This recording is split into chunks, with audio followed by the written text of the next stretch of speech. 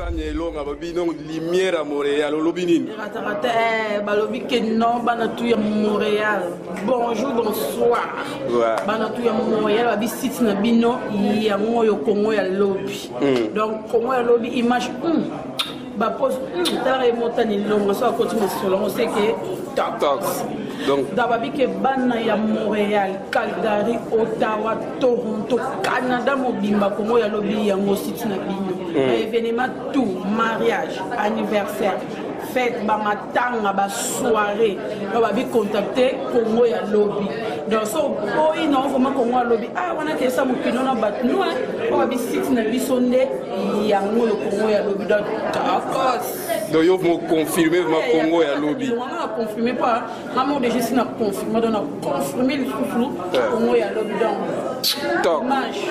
donc Congo ya lobby umela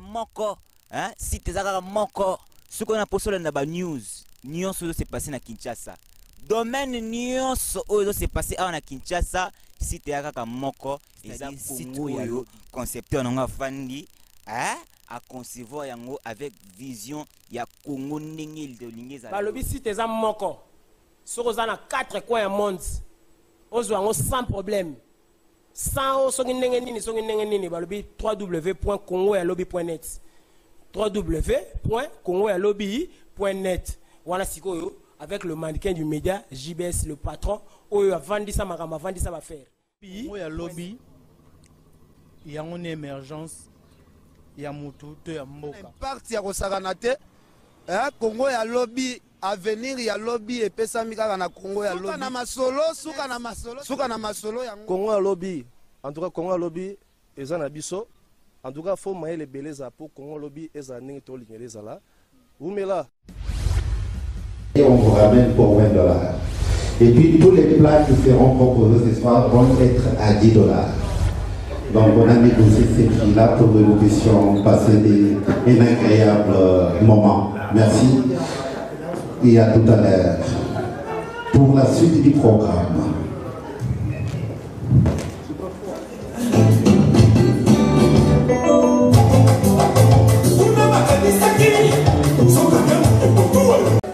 Alors bonsoir à toutes et à tous, très chers compatriotes. Comme vous le savez, nous sommes réunis pour célébrer le 56e anniversaire de l'indépendance de notre cher pays, la République démocratique du Congo. Bien que cela s'est passé le 30 juin, mais on a voulu attendre les samedis pour que nous puissions tous ensemble célébrer en famille, en grande famille, et surtout saluer les nouveaux comités directeurs de la communauté congolaise de Montréal. Alors tout ça c'est dans la programmation de tout à l'heure. Mais avant cela, je vais demander à Thierry Noélie, deux étudiants de l'Université de Montréal, qui vont nous parler de leur étude. C'est une étude intitulée « Comment améliorer la santé et l'accès aux soins médicaux des migrants ici à Montréal, des migrants sans papier ici à Montréal ». Alors ils sont en train de faire cette étude-là. C'est une étude capitale, parce que comme vous le savez peut-être pas, il y a beaucoup de personnes immigrantes qui n'ont pas de papiers, et ces immigrants-là n'ont pas accès aux soins médicaux. Alors, Thierry va nous en parler, Noélie également, tous les étudiants de l'Université de Montréal, des jeunes frères à nous et jeunes sœurs aussi, compatriotes bien sûr. Merci Thierry. Merci. Bonsoir tout le monde. Je suis heureux d'être ici avec vous aujourd'hui. Je ne connais pas trop de mots en lingala sauf bonio qu'un ami m'a appris. En fait, je me présente, je suis Thierry Casséus.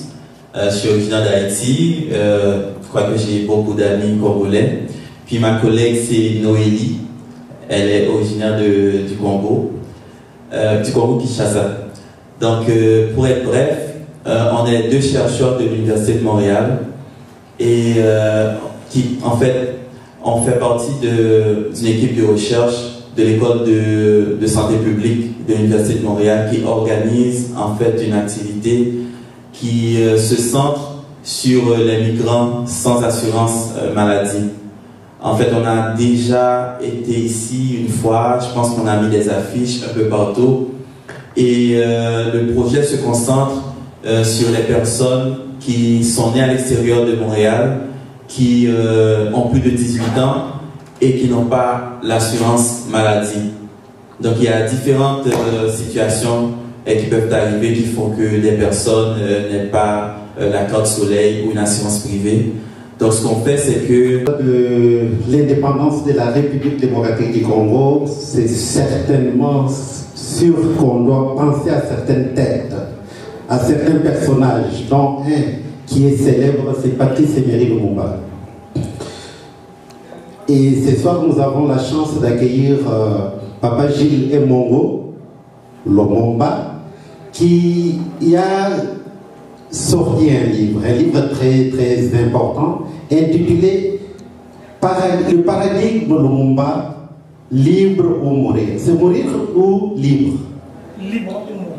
Libre ou mourir.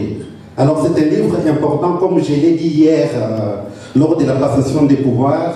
C'est comme une Bible, il faut vraiment s'en procurer parce que c'est vraiment quelque chose qui fait partie du patrimoine même de notre pays. Les informations que ces livres contiennent sont vraiment nécessaires pour tout Congolais de savoir qui est ce personnage mythique qui est Patrice Emery Lumumba. Merci pour la parole. Je m'appelle Jules Lumumba Mongo, effectivement. Je suis non seulement professeur de philosophie, mais aussi écrivain. Et ceci est en effet mon dernier livre qui est sorti il y a à peu près 2 semaines, qui se trouve en librairie à partir, je crois, de lundi, après-demain. Alors donc, c'est, vous vous en doutez, un honneur, mais aussi un devoir pour moi, mais très agréable, de parler utilement du Congo, parce que nous sommes réunis ici autour de l'idée de la commémoration de l'indépendance de la République démocratique du Congo. Mais alors, qu'est-ce que c'est que cette indépendance? Qui en sont les acteurs? Quel est l'héritage? Qu'est-ce que nous avons fait, nous qui sommes prétendants à cet héritage? Qu'est-ce que nous avons fait de cette indépendance? Je vais pas vous, comme disait quelqu'un, je ne vais pas vous faire l'injure de lire mon livre à votre place. Je sais que vous pouvez le lire, je sais que vous allez le lire. Je dirais d'abord que l'indépendance, voyez-vous, elle est à la fois politique, mais elle est surtout économique. L'indépendance politique n'est rien si nous n'avons pas les moyens de notre ambition. Et les pionniers ont commis la première erreur. Janvier, février 1960, vous savez très bien ce qui s'est passé à Bruxelles, la conférence de la table ronde politique. On oublie souvent d'ajouter politique. Une deuxième table ronde avait été prévue en avril. Pratiquement aucun leader congolais n'était présent. Ils étaient tous occupés à se battre pour avoir une place au prochain gouvernement. Ils ont donc envoyé des représentants. Mais c'est là que le destin du Congo a été scellé. Et donc, nous avons un petit peu manqué ce point-là. Mais il y a quand même un leader, vous le connaissez très bien, Patrice Emery Lumumba, qui a, depuis décembre 1958, après son voyage à Accra, son premier grand voyage à l'extérieur du Congo, après donc son premier meeting populaire, où il va pour la toute première fois parler de l'indépendance totale, immédiate et inconditionnelle, eh bien, depuis lors, il n'a jamais parlé que de l'indépendance véritable du Congo, c'est-à-dire économique. Il savait que l'indépendance politique, on devait l'avoir, mais il resterait l'indépendance économique. Or, au vu des intérêts colossaux des étrangers dans notre pays, depuis le début, pour rappel, en 1885, lors de la conférence de Berlin, vous le savez, ce que nous appelons aujourd'hui la République démocratique du Congo, qui va prendre le nom de l'État indépendant du Congo à ce moment-là, n'est pas un pays, c'est un territoire. C'est un territoire qui est sous l'influence de la communauté internationale. C'est très important de le savoir parce qu'il était dit que Léopold II avait des obligations de type moral, faire avancer les populations locales du point de vue de la civilisation, parce qu'on estimait que nous n'en avions pas, mais ce territoire appartenait à quiconque pouvait et voulait faire des affaires au Congo. Alors en 1904, vous verrez qu'il y a eu de nombreuses attaques des Américains, des Anglais, contre très précisément le roi Léopold II, parce qu'il avait créé une espèce de monopole dans l'État indépendant du Congo.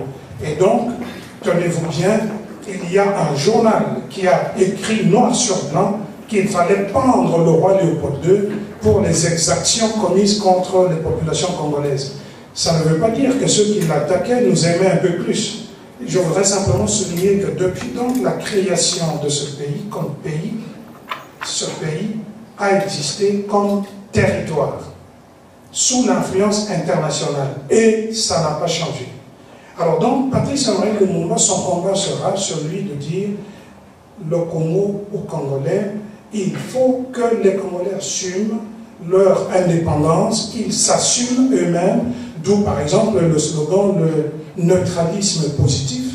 Nous ne sommes pas pour les Russes, nous ne sommes pas pour les Américains ou pour l'Occident, nous sommes des Africains, disait-il.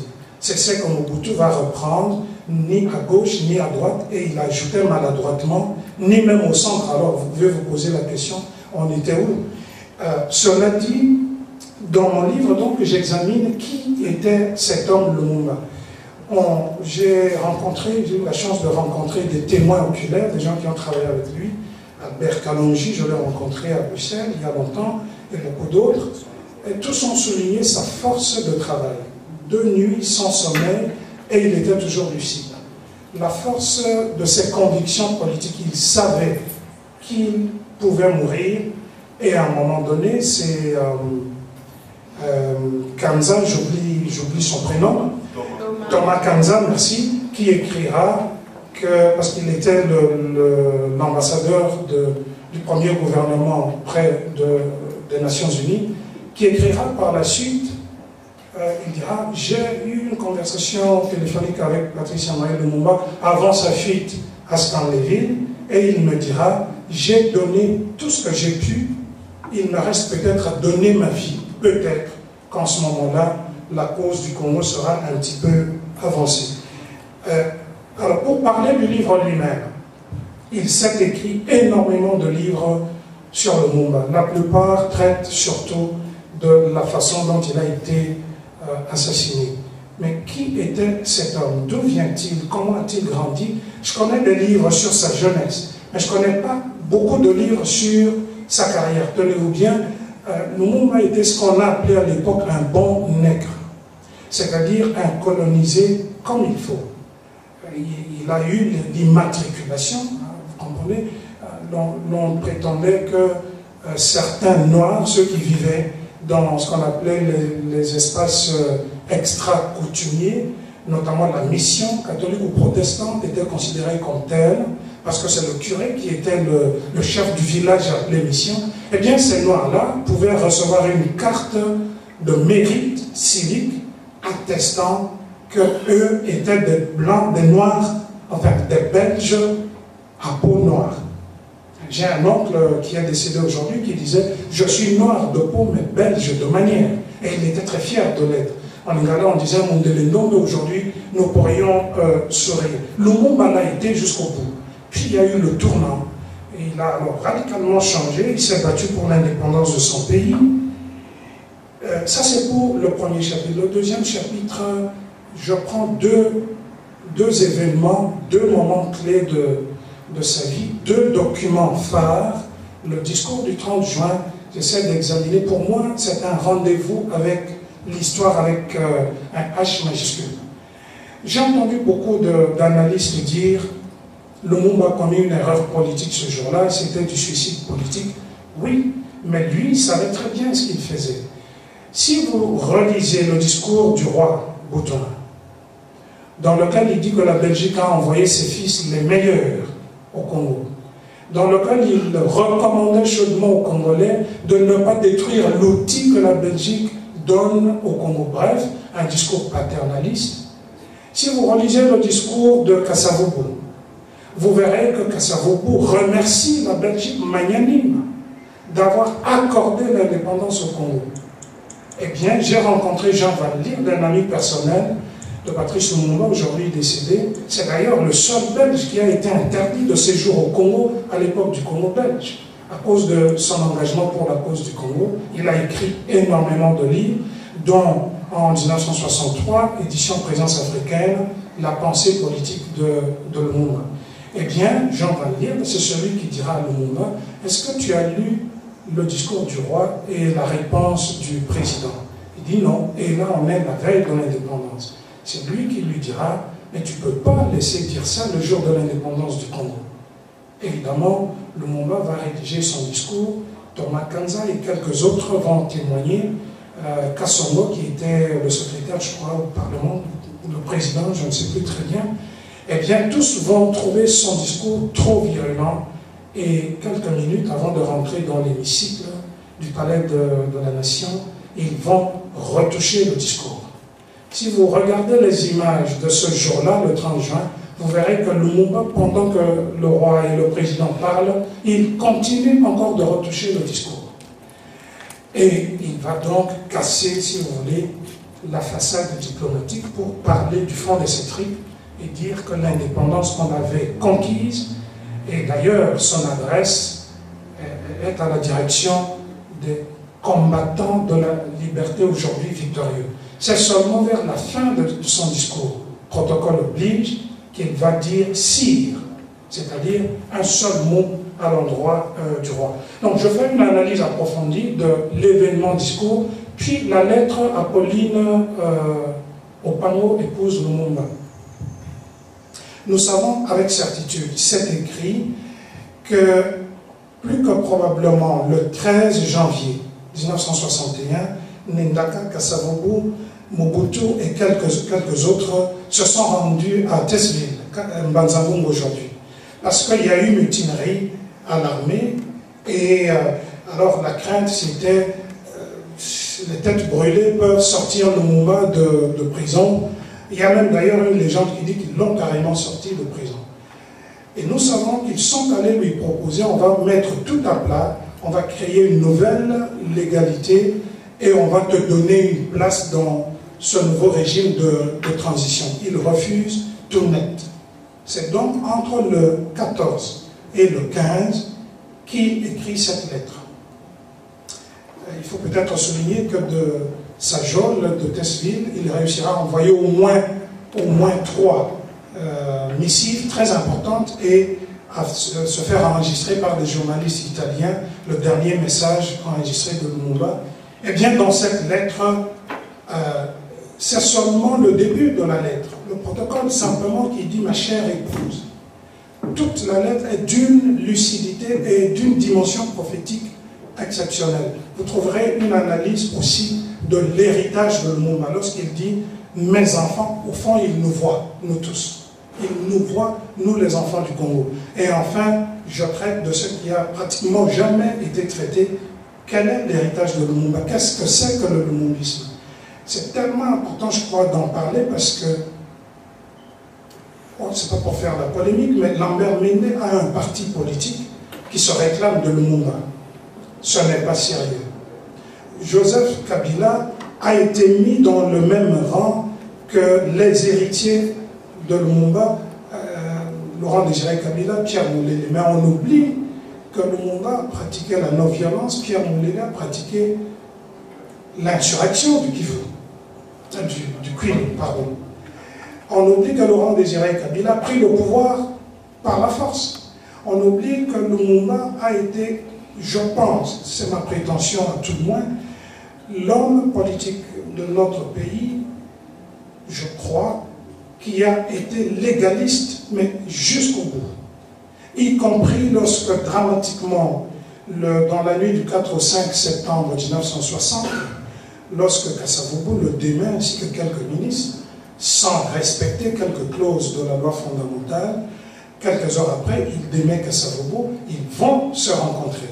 Et ils vont prendre l'option de la réconciliation, qui était prévue pour le 14 septembre 1960. Le 13, Mobutu fait son coup d'État. Et alors il dit, je neutralise le président, je neutralise le Premier ministre, et il crée le collège des commissaires généraux. Mais lisez Cléophas Kamitatu dans son dernier livre, il témoigne comment il a rencontré Mobutu peu avant, qui lui a dit que les deux ambassadeurs occidentaux, l'américain et l'anglais, sortaient à peine de chez lui, qui lui ont dit qu'il fallait neutraliser uniquement le Lumumba et pas Kasavubu. Alors donc, je vous passe les détails, bref. Quel est donc son héritage? Qu'est-ce que c'est que le lumumbisme? Moi, je prétends que le lumumbisme n'est rien d'autre qu'un combat nationaliste contre le néocolonialisme. Lumumba parlait du néocolonialisme avant le 30 juin 1960. Je parie que très peu de Congolais et très peu d'Occidentaux aussi comprenaient le concept. Mais le néocolonialisme, nous sommes là-dedans. Mais totalement. Je veux dire, on a atteint le niveau où le Congo est purement et simplement colonisé par le Rwanda. Mais on a atteint ce niveau-là. Nous sommes passés par toutes sortes d'expériences dans ce pays pour essayer de changer la donne. Alors moi, je suis de ceux qui sont optimistes de manière indécrottable. Je crois au Congo, je crois que nous avons quelque chose à faire dans notre pays.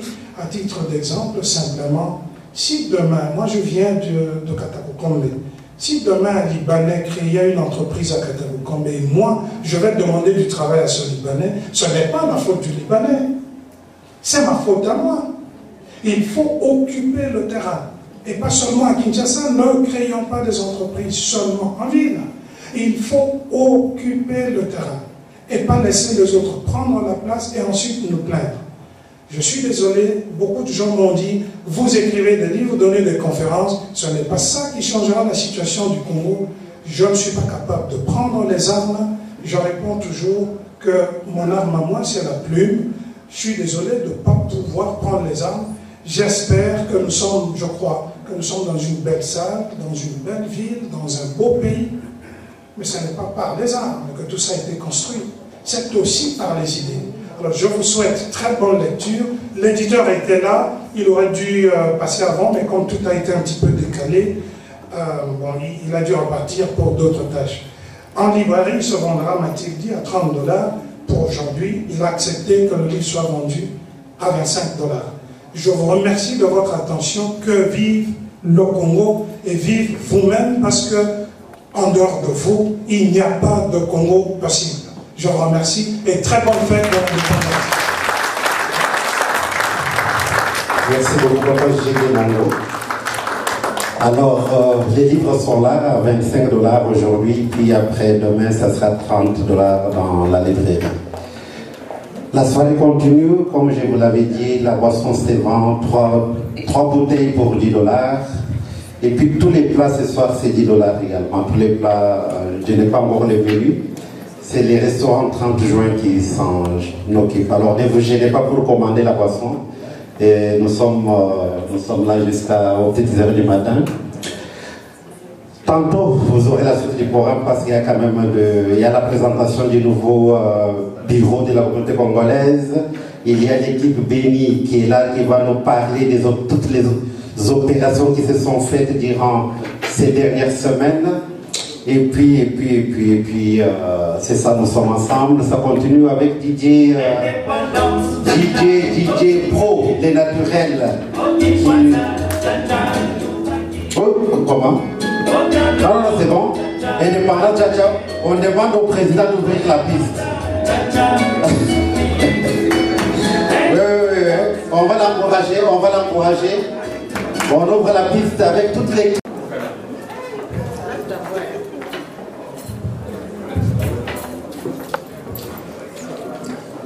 J'ai pris l'initiative, j'aimerais, s'il vous plaît,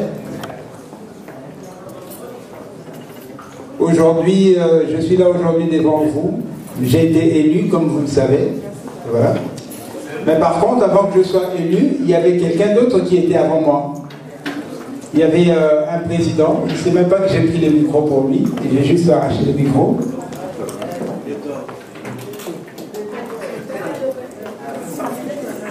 On attend que les gens entrent.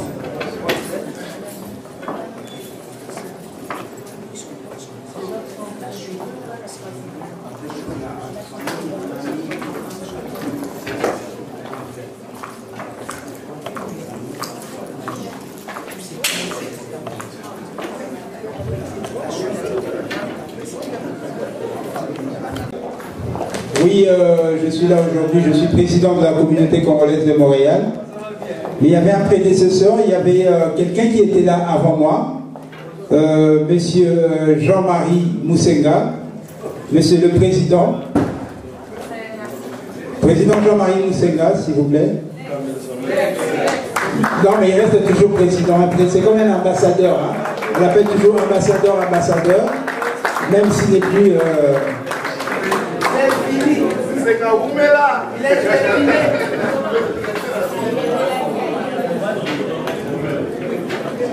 Ça fait quand même longtemps, ça fait très longtemps que je connais monsieur Jean-Marie Moussenga, le président, comme je l'appelle toujours.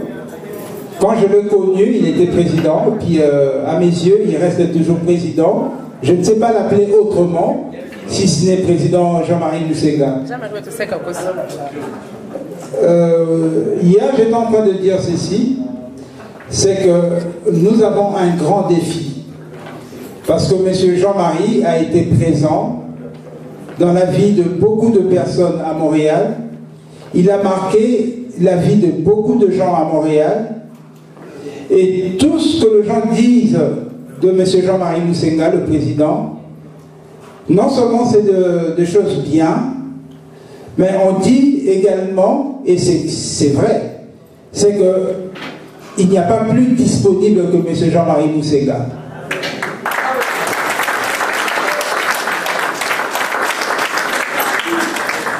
Moi, j'ai eu à l'appeler à 1h du matin, à 2h du matin, et il prenait le téléphone. Je me demandais, président, oh là, la caté. Puis il était toujours disponible. Et beaucoup de gens qui sont ici présents peuvent en témoigner. Et aujourd'hui, j'aimerais vraiment porter ce témoignage-là. C'est que vous avez beaucoup travaillé, vous avez été présent dans la vie de beaucoup de gens. Et j'aimerais vous remercier pour cela. Et dire que pour nous, vous resterez toujours présents dans nos cœurs. Et vous êtes aussi une ressource. C'est-à-dire, je ne me vois pas seulement travailler tout seul, je me vois avec vous. Et l'équipe même de la communauté congolaise de Montréal, nous nous voyons travailler avec vous. Vous êtes une ressource pour nous. Et vous avez beaucoup de qualités, beaucoup d'efforts, que nous disons, nous, c'est un défi. Un défi d'avoir quelqu'un comme vous qui a été un prédécesseur. Et c'est pour cela que j'aimerais vous remercier aujourd'hui devant tout le monde. Et également, inviter quelqu'un dans la salle qui a un témoignage, qui veut dire 2 mots pour M. Jean-Marie Moussenga, le président, de bien vouloir venir ici en avant. Et non, vous restez là. Je ne savais pas que vous étiez timide.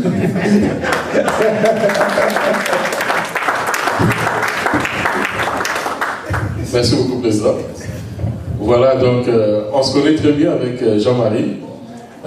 En plus de ce que le président de la communauté vient de dire, je rajouterai aussi que Jean-Marie Moussenga, au-delà de l'image que nous avons de lui comme étant l'organisateur des Matanga, je pense qu'il a fait un grand travail de fond, qui est celui de cimenter un peu les relations que la communauté a avec les institutions au niveau du Québec et de Montréal. Je ne sais pas si c'est mon micro. M. Jean-Marie Moussenga a fait un grand travail au niveau de Montréal. J'ai été témoin au niveau de la ville avec les autorités et aussi au niveau de Québec. Si nous avons la communauté que nous avons aujourd'hui, c'est vraiment grâce à son travail, un travail de fond. Et pour ajouter à ce que le président dit, c'est un monsieur qui est très, très disponible et très accessible aussi. Et j'aimerais que ces qualités-là soient perpétuées aussi par le nouveau comité ou le nouveau président. Et qu'à travers votre comité, que nous puissions aussi un jour relever toutes ces qualités, toutes ces valeurs que Jean-Marie Mousséga a pu transmettre durant tous ces temps. Et dommage que cela n'a pas été soulevé pendant les débats qu'on a eu ici, mais aujourd'hui qu'il nous soit permis de souligner cela et de dire que nous qui ne sommes pas très visibles au niveau de la communauté, mais qui suivions quand même le travail de Jean-Marie, et nous pouvons aujourd'hui dire avec sans peur d'être contredit que Jean-Marie Mousséga c'était un grand homme, un grand président. Merci beaucoup Jean-Marie.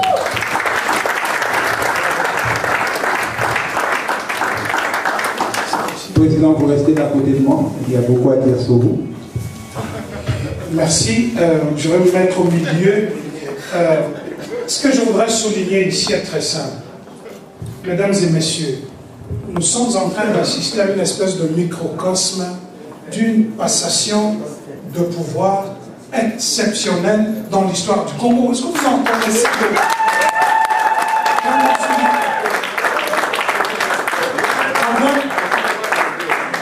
Nous avons eu, moi je ne suis pas de Montréal, mais je suis de très près ce qui se passe à Montréal. Il y a eu des élections bonnes et due forme, une campagne, un débat civilisé, puis des élections, et rarement j'ai vu des Congolais aussi mobilisés que ce jour-là. C'est historique. Et pour finir, aujourd'hui, qu'est-ce que nous voyons?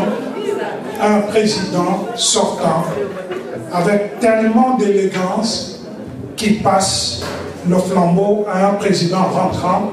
Et qu'est-ce qui se passe? Le président rentrant qui salue très bas le président sortant. Puisse un jour la République démocratique du Congo s'inspirer de Montréal. Je vous remercie.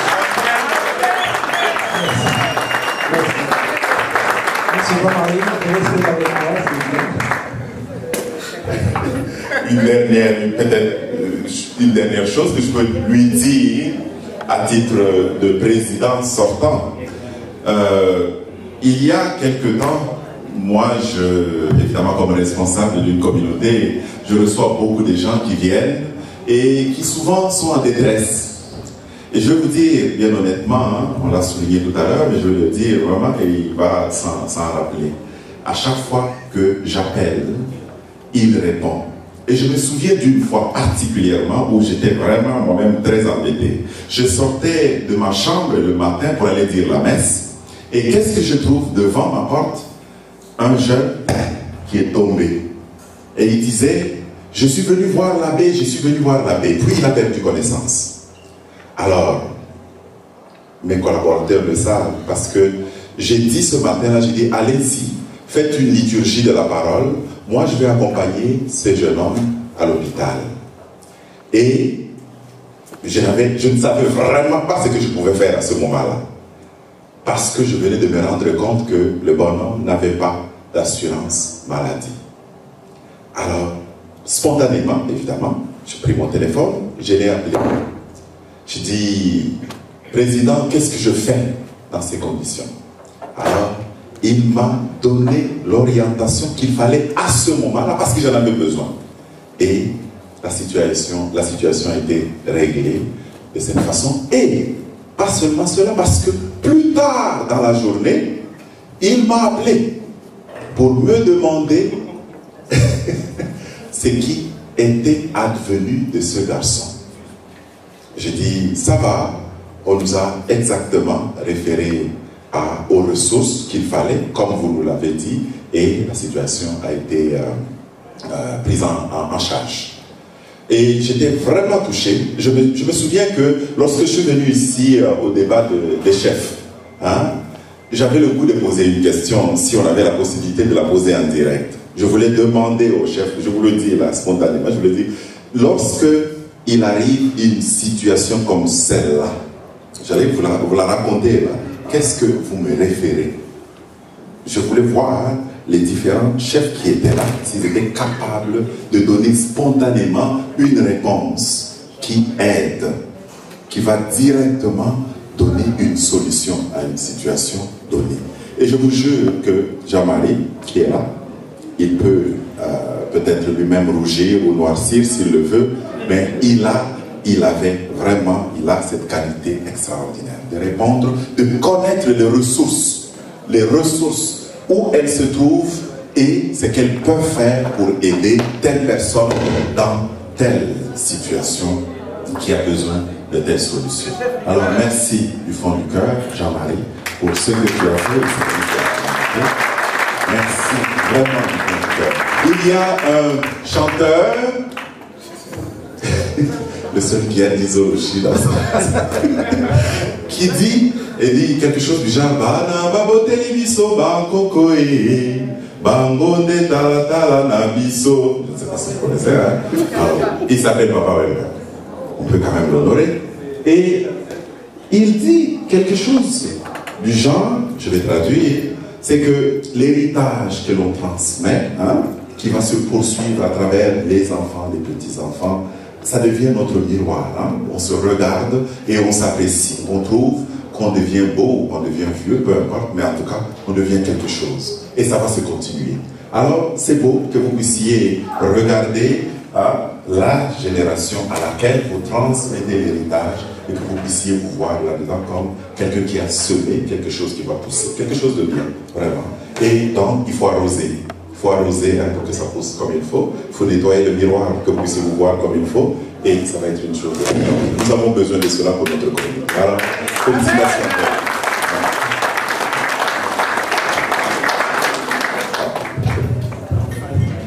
Merci beaucoup. Nous avons encore besoin de vous.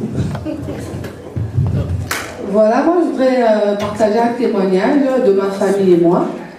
Il y a de cela plus de 10 ans, nous avons eu le malheur de perdre un de mes frères, mon aîné, il s'appelait Eric Kabanga. En ce moment-là, le président de l'Emakambo quittait ses fonctions et peu après, il y avait Jean-Marie Moussela qui reprenait le flambeau. Seulement à cette époque-là, nous étions de ceux qui disaient on voulait vraiment se mettre à part de la communauté. Mais je peux vous dire que notre famille avait eu la chance d'être suivie et encadrée par Jean-Marie Moussela. Ma mère était très affectée par la mort de son fils, et nous aussi, en fait, toute la famille. Mais seulement, il a fait un processus de longue haleine, pendant plusieurs années en tout cas, où on s'est senti pris en charge et pas abandonné par la communauté. Pour ceux qui n'ont peut-être pas eu encore un matanga, je peux vous dire que lorsqu'il y a un de votre qui décède, la minute de la Jean-Marie comme un rappel est important. Donc son rôle vraiment, fait été un des rôles très marquants dans notre communauté. Je voudrais te remercier, ma famille et moi, on n'a pas eu la chance de te le dire, mais seulement tu as vraiment été un vrai secours pour nous, et surtout pour moi, puisque depuis toutes ces années, tu as toujours été très proche de moi. Que je sois ici ou à Kinshasa, je prenais la peine d'avoir de mes nouvelles, et à chaque année de mon anniversaire, je prends le temps de me souhaiter mon anniversaire. En tout cas, tu es spécial et vraiment merci pour tout.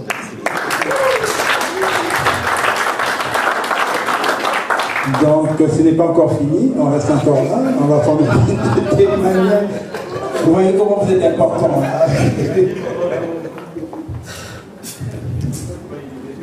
Moi, je m'appelle Maman Coco. Je suis sûre qu'en train de m'avancer, Jean-Marie se demande, ça y est, qu'est-ce qu'elle va raconter?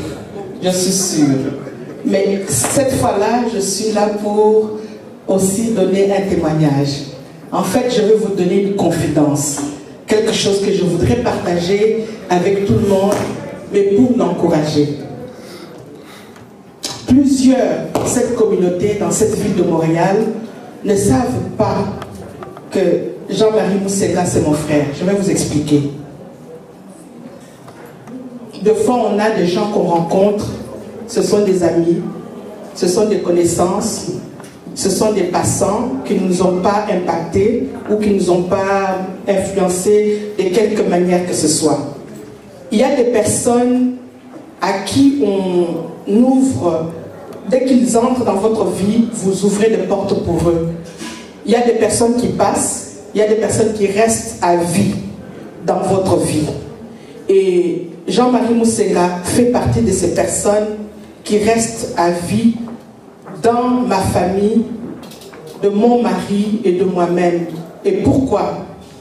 Il vient d'une famille que nous aimons de tout notre cœur. Les parents de Jean-Marie Moussenga, et je voudrais d'abord parler de papa Thomas, paix à son âme parce qu'il nous a déjà quittés, mais je ne pense pas que de mon existence, j'ai rencontré une personne de cette catégorie-là, que j'ai rencontré une personne aussi spéciale que papa Kazadi Thomas, qu'on appelait papa Bonne Chance. C'est papa qui m'a adopté comme sa fille. Et c'est papa qui m'a fait entrer dans l'église le jour de mon mariage. C'est le papa de Jean-Marie Moussenga. C'est pour vous dire que quand je vous dis qu'aujourd'hui, quand je parle, je veux parler de mon frère. Parce que dans la famille, on dit les relations peuvent s'étirer, mais les relations ne se rompent pas. Elles s'étirent. Dans la famille, on peut avoir des divergences de vues. Dans la famille, et c'est ça que je voudrais vous transmettre, que nous devons avoir la possibilité que lorsque nous ne sommes pas d'accord en famille, qu'on le dise en famille. Non, là je ne suis pas d'accord. En tout cas, moi je viens d'une famille où mes parents m'ont appris à dire avec beaucoup d'aisance. On faisait des débats autour de la table et on était capable de dire non, là je ne suis pas d'accord avec toi. Mais pourtant, nous restons membres d'une même famille. Là, je suis d'accord avec toi et je te soutiens. Donc quand ça ne va pas, on a la rigueur pour dire attention, ça va ou ça ne va pas. Mais on le dit sans hypocrisie. Et c'est ce que nous devons pouvoir garder entre nous. Il s'est depuis longtemps une longue histoire entre nous de tout ce qu'il y a eu comme événement marquant dans leur famille. C'est le premier papa qui m'a appelé, maman viens dans ma maison, est-ce que tu peux prendre le temps de prier? Papa Thomas Kazadi. Je pense à maman Mathilde, cette maman qui est chère à mon cœur. Et je me dis, c'est une chance que j'ai eu quelqu'un comme lui, comme frère, qu'il sache, je lui ai dit ça hier, quand on est rigoureux pour la gestion de la communauté, on va se tenir debout, on va le dire. Parce que la communauté, c'est commun. Ça appartient à tout le monde. Ça appartient à tous les Congolais, ils ont un mot à dire. Parce que c'est la communauté. Ça n'appartient pas à un individu, ça n'appartient pas à un groupe d'individus, ça appartient à tout le monde. Donc on peut se dire, mais je voudrais le rassurer aujourd'hui que ma relation de famille ne s'étire pas avec lui et je l'aime comme mon frère.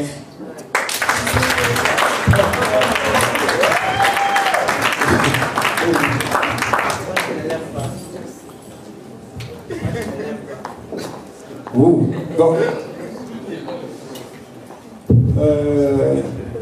Il y a aussi, je vois le monsieur Gankoy.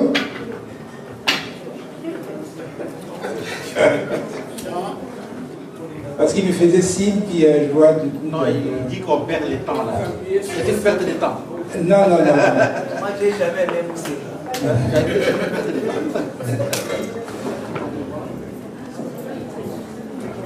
On va clôturer avec monsieur... Bon, il paraît que je vais clôturer. Bon, je vais essayer d'être court. J'étais un de ceux qui ont accompagné Jean-Marie dès ses premiers pas comme président de la communauté. Cette aventure, nous l'avons commencé ensemble, puisqu'à l'époque j'étais son vice-président. Nous avons cheminé contre vents et marées. Nous avons connu énormément de problèmes, beaucoup de difficultés. Mais nous avons eu aussi des moments de joie. Mais nous savions que c'était un boulot ingrat. Être président de la communauté, c'est être capable, être comme une poubelle, où tout le monde vient jeter ses saletés, et où tout le monde vient vous dire toutes sortes de choses, sauf la reconnaissance. Et deux fois, je regardais Jean-Marie, j'avais pitié de lui. Je me disais que moi, c'était deux fois un peu difficile d'accepter tout ça. Et il y a eu des moments où nous avons eu des différends, mais j'appréciais son calme. Vous ne saviez pas quand il était content ou quand il était mécontent. Mais il était toujours prompt, il était toujours prêt à servir. Les dernières années ont été encore plus difficiles. Mais j'ai vu comment il s'est battu, comment il s'est démené pour maintenir cette flamme-là, pour que la communauté résiste, subsiste. Alors, aujourd'hui on est arrivé à la fin, c'est évidemment, hein, dans toute chose il y a une fin, il y a eu un commencement, aujourd'hui là c'est la fin, mais ce n'est pas la fin de la vie, puisque Jean-Marie a fait un bout, il a fait un chemin, il est arrivé à un carrefour où il doit lâcher un véhicule où il était chauffeur.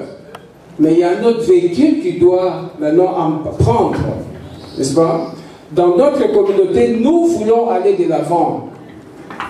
Et il n'est un secret pour personne. Les communautaires ne finissent pas dans les communautaires. Obama était travailleur social, vous savez où il est maintenant. Il faisait ce que Jean-Marie a fait pendant les 8 dernières années. Il aidait les gens. Et ça mène très loin. Et nous espérons, nous souhaitons à Jean-Marie tout ce qu'il y a de beau, n'est-ce pas? Tout le travail que tu as fait, les énergies que tu as dispensées, l'amour que tu as donné. Maintenant, il est temps de récolter. Mais il faut savoir comment essayer de gérer tout ça. Tu as un avenir, tu es quelqu'un, tu as un gros cœur, et tu peux aller loin, tu vas aller loin. Voilà, tout ce que je te souhaite, c'est le meilleur pour l'avenir. Merci pour tout.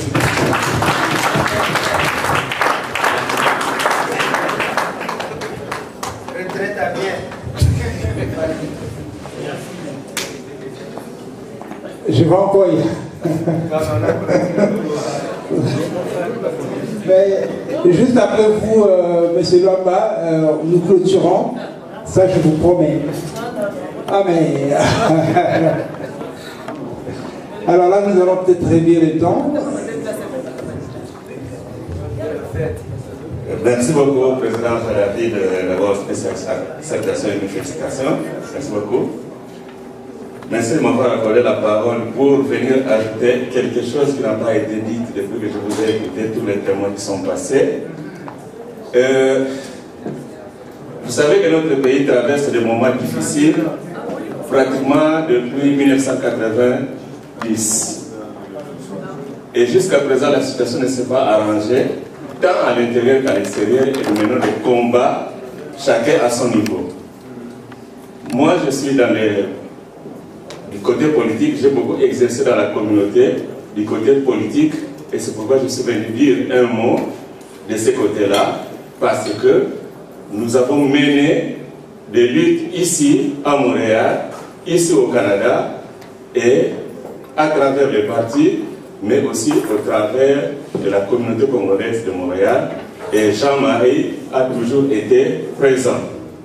C'est lui qui cherchait à trouver les autobus pour nous déplacer d'ici à Montréal, aller faire les marches à Ottawa. Et c'est lui aussi qui faisait l'encadrement de tous les partis politiques tels que nous existons ici. Donc à ce niveau-là, je lui dois enlever mon chapeau parce qu'il était un bon collaborateur et je me rappelle encore des tables de concertation que nous avons mises en place en 2011. Il était toujours là et mon frère,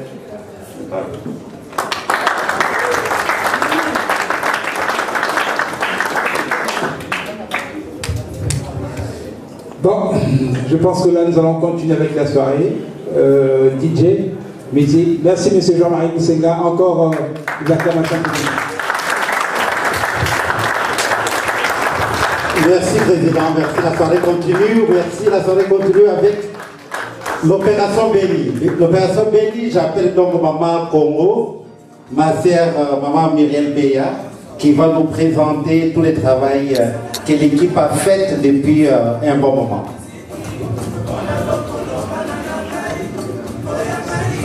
Merci frère, un digne fils du Congo, une personne qui ne se donne aucun répit pour le Congo, une personne qui se bat. Chaque fois que je lui parle, il dit « Maman, attention, je suis en guerre ». Une personne qui est chère à notre cœur, une personne que je voudrais introduire ici pour venir vous parler de l'opération Béni. Et évidemment, pendant que lui va prendre le micro, on va prendre l'occasion d'inviter tous ceux qui ont des polos « Je suis béni » de venir aussi nous rejoindre ici pour vous présenter le travail, pour vous présenter ce que vous avez fait, ce que vous avez donné comme contribution. Vous avez été avec nous depuis le début jusqu'à la fin, et à cause du fait que nous voulons avoir toujours la transparence quand il s'agit de gérer l'argent de la communauté, on s'était dit que de manière officielle, on allait se présenter devant vous et vous faire le compte de tout ce que nous avons collecté, sans oublier un seul 5 centimes. Donc j'invite, sous vos acclamations bien sûr, celui qu'on appelle Papa Ali. Je parle de Ali Toumba, sous vos acclamations.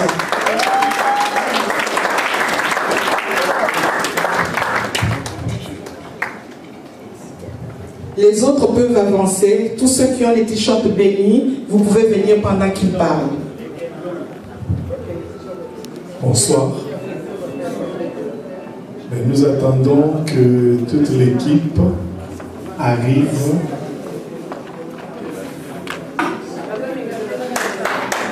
Merci, Lisette.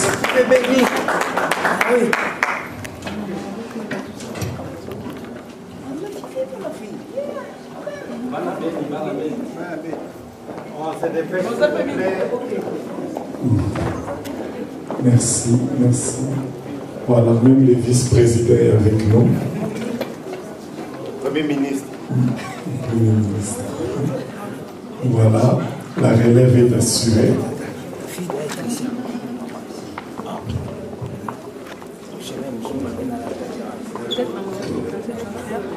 Point en souka.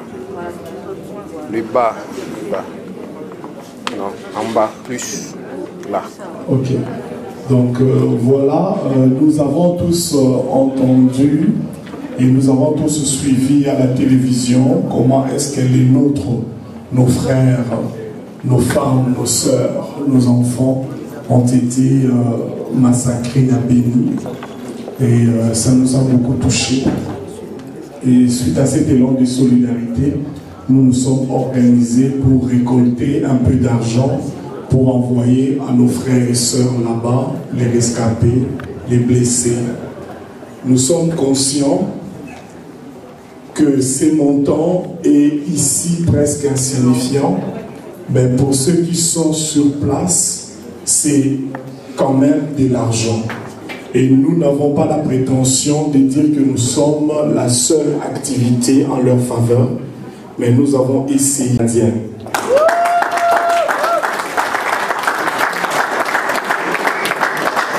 Et nous profitons de l'occasion pour remercier les organisateurs, les donateurs, ainsi que nos partenaires qui ont travaillé sur le projet.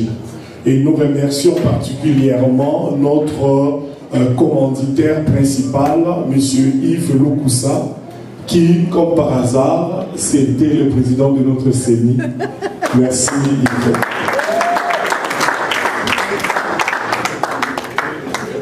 Peut-être que c'est petit, peut-être que c'est rien, mais ce qui serait dommage, c'est de ne rien faire. C'est ça qui ne serait pas normal. Comme disait Monsieur Lababeti Kunga, on appelle la zone c'est Kunga, toujours dans la logique à vieux beaucoup. Monté Manabiso, Ezate Lokola Zamba, Banzete Kokoya, Asanaba Natangati, Biso Ezabandeko ya Biso de Bakufaki, Ezabandeko na Biso. Nous devons intérioriser cette réalité bantou qui veut que Ndekonayo, Azaka Motoyo la famille n'a été. C'est pour cela que chez nous, dans nos langues, les cousins, cousines n'existent pas. On dit toujours Andekonabiso, qui n'est pas Nabino. Merci beaucoup. Nous appelons M. l'abbé pour recevoir le don parce que nous étions engagés à ramasser l'argent et les gens donnaient sur base de confiance que nous avons tous placé en notre prêtre ici présent. Donc c'est vrai que l'argent comme tel lui avait déjà été envoyé au fur et à mesure, mais symboliquement, publiquement, pour attester que l'argent est arrivé, nous le remettons symboliquement. C'est merci beaucoup.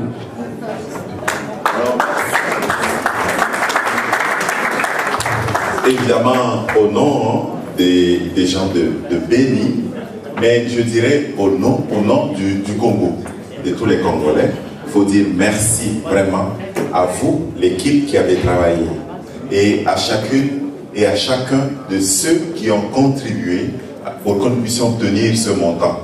Comme il le disait, c'est petit, mais c'est déjà beaucoup, parce qu'on sait que derrière ce montant d'argent, il y a la compassion qu'il y a là dans notre cœur, hein? La compassion, il y a la solidarité, et il y a la lutte pour la justice, pour le bien-être des gens au Congo. Et ça, c'est très important, c'est plus important que cet argent. Merci encore une fois, et vous aurez évidemment toute la documentation de la formation.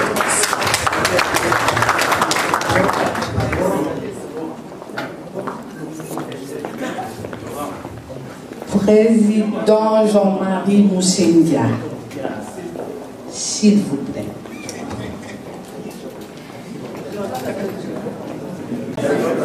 Je suis très heureux d'être parmi vous, en tant que Congolais, bien sûr, parce que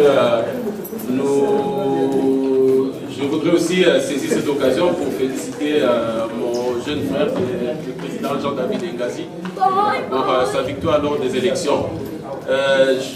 Comme je l'ai écrit hier sur Facebook, j'aimerais que nous tous ensemble, peu importe de quel côté nous sommes, que nous puissions consolider cette unité et cette paix chèrement acquise depuis 2 ans ou 3 ans. Donc nous allons tous travailler dans ce sens et j'incite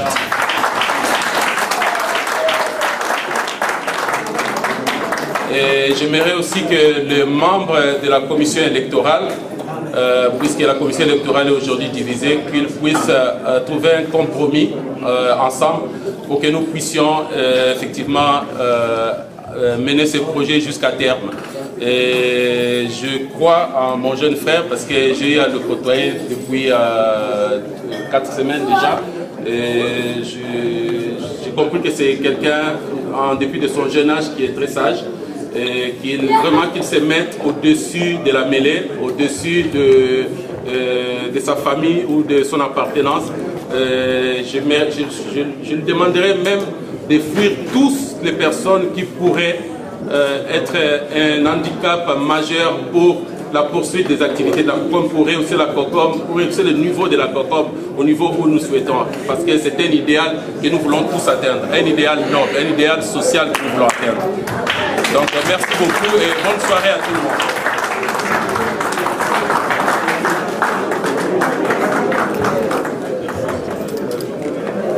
Donc la soirée continue. Bonne soirée. Musique s'il vous plaît.